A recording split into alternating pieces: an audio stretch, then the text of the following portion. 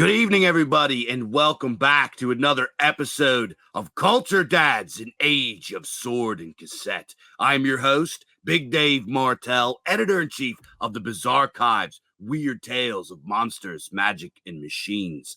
And I am joined with Mr. Mike, editor-in-chief of the Imperium Press. Links to both of our publishing projects are in the description below, as well as a link to our Gumroad where you can go support this podcast and hear more and hear much more stuff that we have going on. And today we are going to talk about role-playing games, RPGs, more specifically retro ones, because that's kind of our theme here on Culture Dads. Two based dads from the indie publishing sphere doing deep dives into retro pop culture, art, music, etc., and bringing them to light and how they're meaningful to us today. So we're going to talk about role-playing games, more specifically retro video game role-playing games, because these are the games that a lot of guys that are in our age demographic are more familiar with. We're talking CRPGs, JRPGs, the old 16-bit kind of stuff, the more primitive, the old school style of role-playing games. Because if you are, let's face it, if you're under the age of 45, you have played video games as a legitimate pastime in your life for most of your life. And video games are the biggest medium in the world by far. There is no second. It's bigger than terrestrial radio. It's bigger than TV. It's bigger than film, cinema. It's bigger than the news. It is the biggest. The amount of attention that goes into video games now is astronomical, and there's no getting rid of them. Kids and adults both are going to play video games from here on out. So I think that it's high time that we begin to look at video games, more specifically RPGs, because of how significant they were in the development of video games and of pop culture in general. And we're going to talk about that a little bit. But how are we doing today, Mr. Mike? I'm doing good, man. Yeah, how about yourself? I am doing excellent. So we wanted to talk about this because you said that you grew up playing quite a bit of these old school RPGs, these 16 bits. I remember you mentioned games like Dragon Quest and everything. Can you tell us a little bit about that? Yeah, definitely. So my own personal history with video games. I mean, I started out playing the Commodore 64. That's how old I am, I guess. I started on it pretty young, and pretty soon moved to the Nintendo.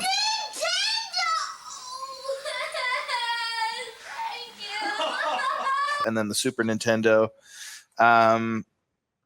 And I'd say probably the genre that I like the best out of video games would probably be the RPG. It was a very close between that one and fighting games. When I was a teenager, I used to go down to the arcade and play Mortal Kombat all the time. It was, yeah. So I like both, but I think RPGs kind of have the edge on that. So I started out really, I think the first RPG I played that was really like seriously I got into was the original Dragon Quest, actually. So this was a time, rewind back to the golden days of about 1990 or something like that. And Super Mario 3 was out. I don't know if you know or remember the movie The Wizard. You got 50,000 on Double Dragon? Which was basically like it was almost like it was a movie, but it was like almost like an extended advertisement for Super Mario 3. The game was integral to the film's plot. So that's what was going on at this time. This was the biggest game. Mario 3 was the biggest game in the world. And I remember I had a friend who had Dragon Quest and Mario 3, and I used to go over to his house and just basically we would play a little bit of Mario 3, but then I'd beg him to turn on Dragon Quest, which is called Dragon Warrior at the time. So yeah, that was awesome, and I loved it. And I just loved the music, and I loved the visuals, and I loved the atmosphere, and I loved the building of a character aspect of it. So that was a great game. That's where I started. Moved on to Final Fantasy I, and this was a huge game for me.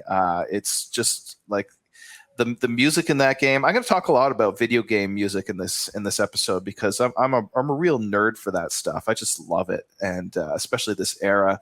And that game was amazing too. It had great visuals for the time. It looks extremely primitive by today's standards, but the stylistic artwork in that game was phenomenal. And then skip forward a couple of years, the Super Nintendo's out. I still remember the year where I saved up enough money for that Super Nintendo. It was like the first thing I ever did and bought for myself, and I got a copy of Final Fantasy IV. I love that game so much. I learned and arranged a bunch of the songs on it for classical guitar.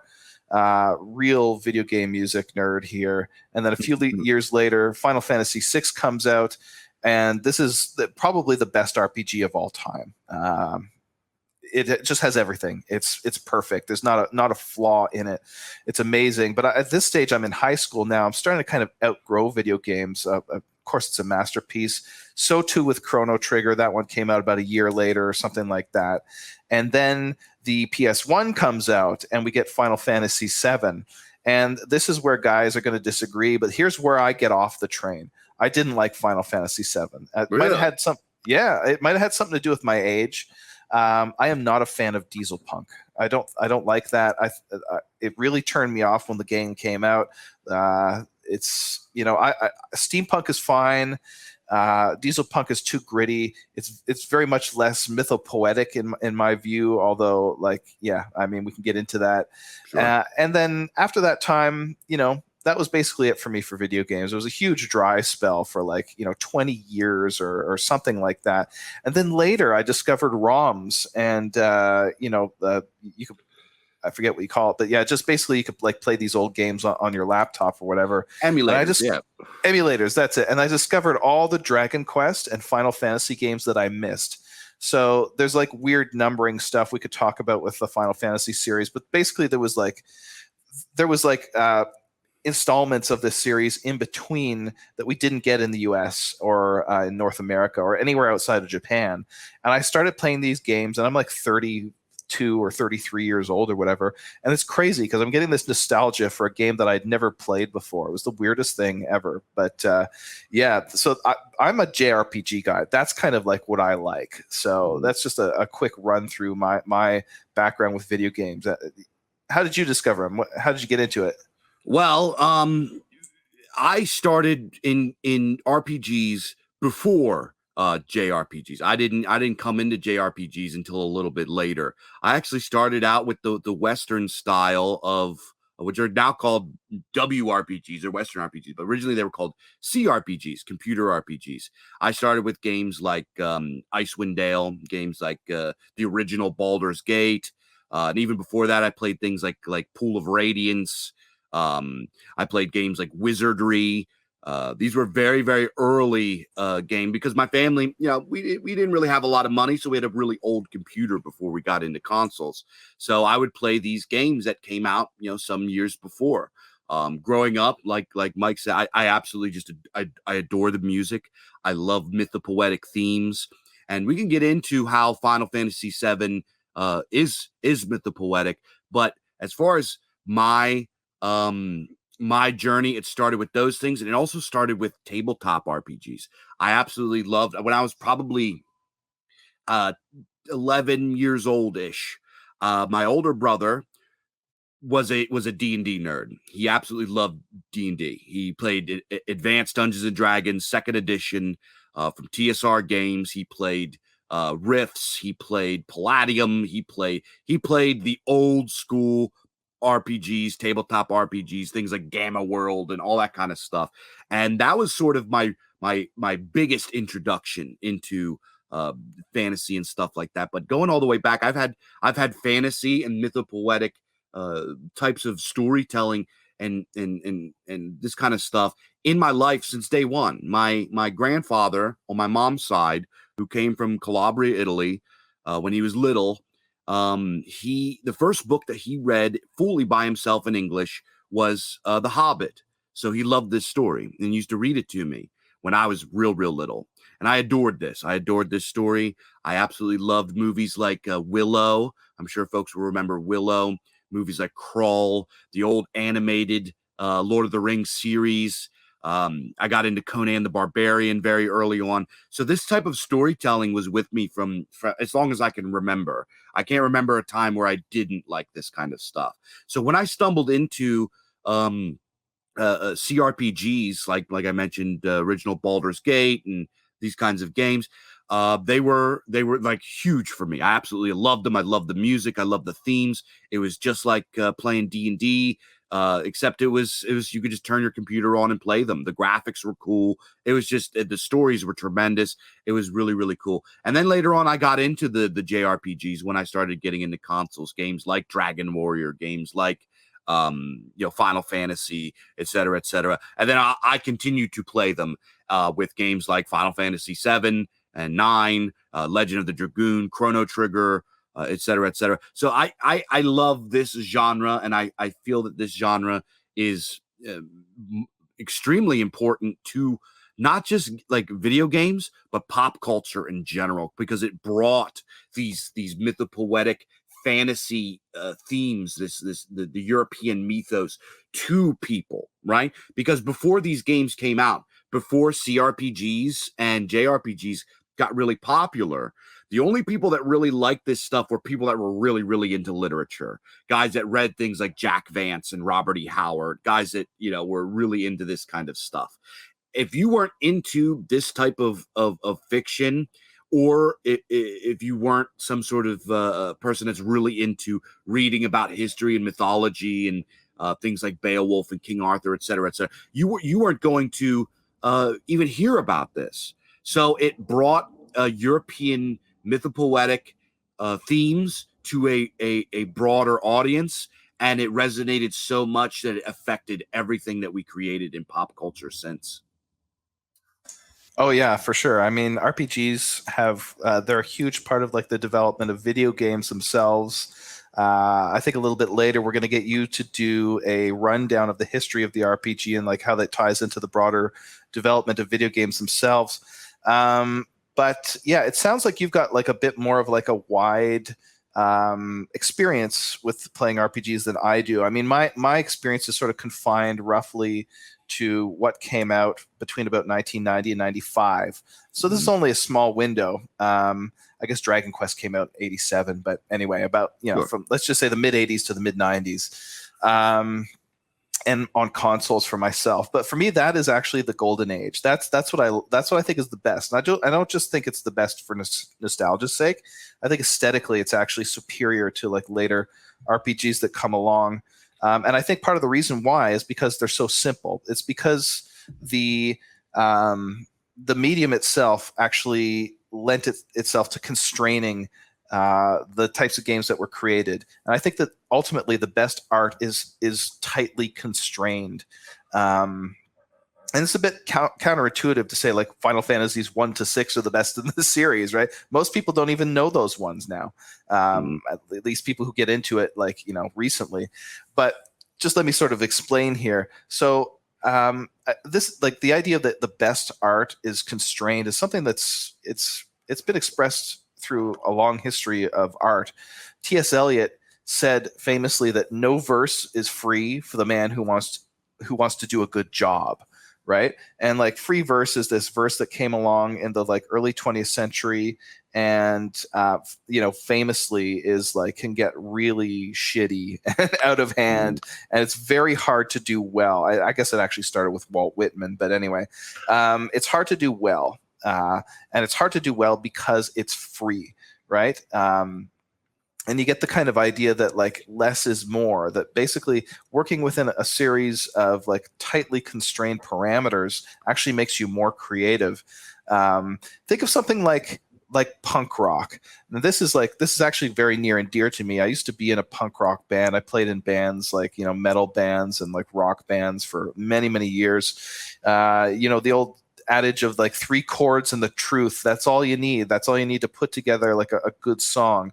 It teaches you to be disciplined in a way that's like, you don't think of punks as being like very disciplined, but they at least the ones that took it seriously are like a Minor Threat or something like that. You kind of have to strip away the possibilities, right? You get like a band like MC5's Kick Out the Jams. It's just 2 fucking chords for like 3 straight minutes, and it's the most exhilarating thing, Or if punk isn't your thing and you like classic rock, think of something like Whole Lotta Love by Zeppelin. This is a song that's got 1 fucking chord, and it goes on for like 4 minutes or something like that, and it's just the most unbelievably huge riff, like, of all time, pretty much. Like that song is just so perfect. Or like if you want to get more experimental about it, you could look into something like Boredoms. If anybody that's listening knows the Boredoms, points to you, because they're just this crazy unhinged Japanese noise rock band. They had a compilation called Super Roots, and Super Roots 5 is just a 1-1 composition of 1 note and a whole bunch of fucking noise for 64 minutes. So simple is good. I like that kind of shit. And even like, the aesthetic of something like black metal, where they like try and use the worst mic possible. That's part of what makes it good. That's part of what gives it charm. Like Burzum recorded their Philosophem album on a stereo, like on a boombox or something, with no guitar amp. That's why it sounds so shitty. But it's great, And basically what I'm trying to say is it's the constraints that make it good.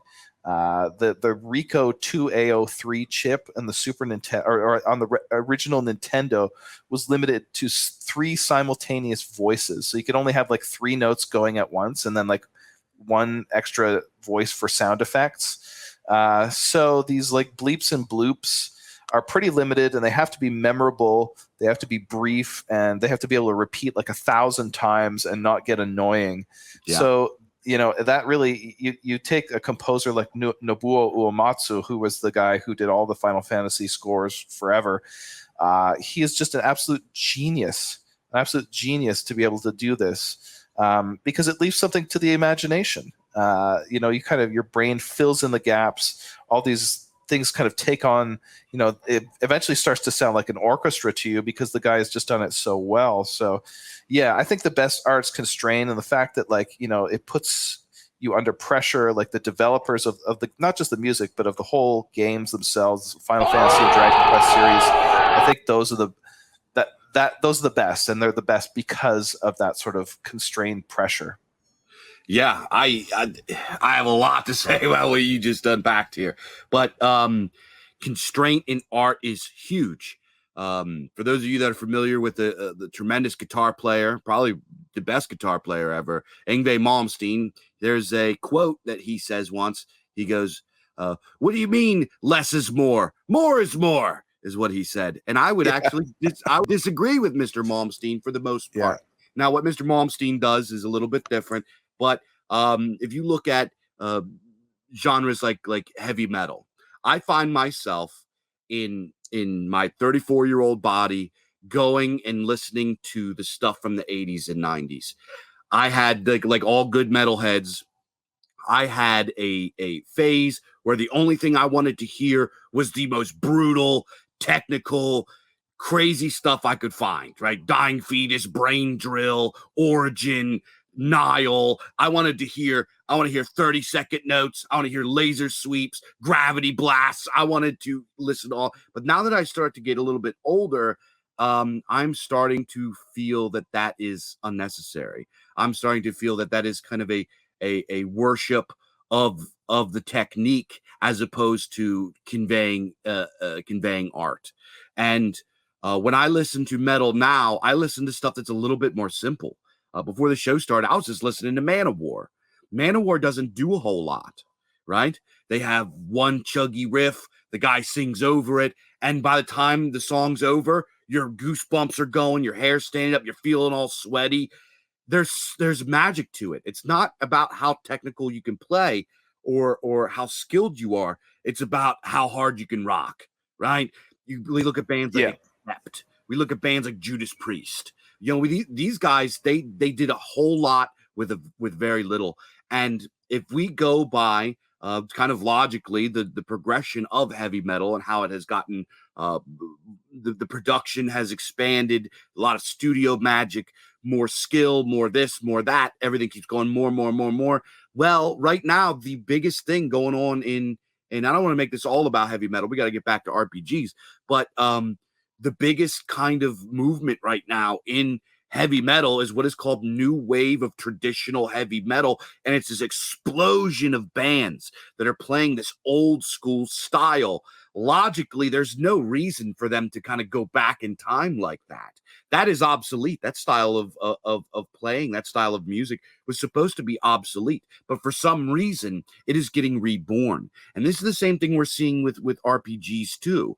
And gaming in general is you're seeing this, the AAA titles, these big giant games are kind of starting to go downhill. A lot of them are hemorrhaging money and collapsing.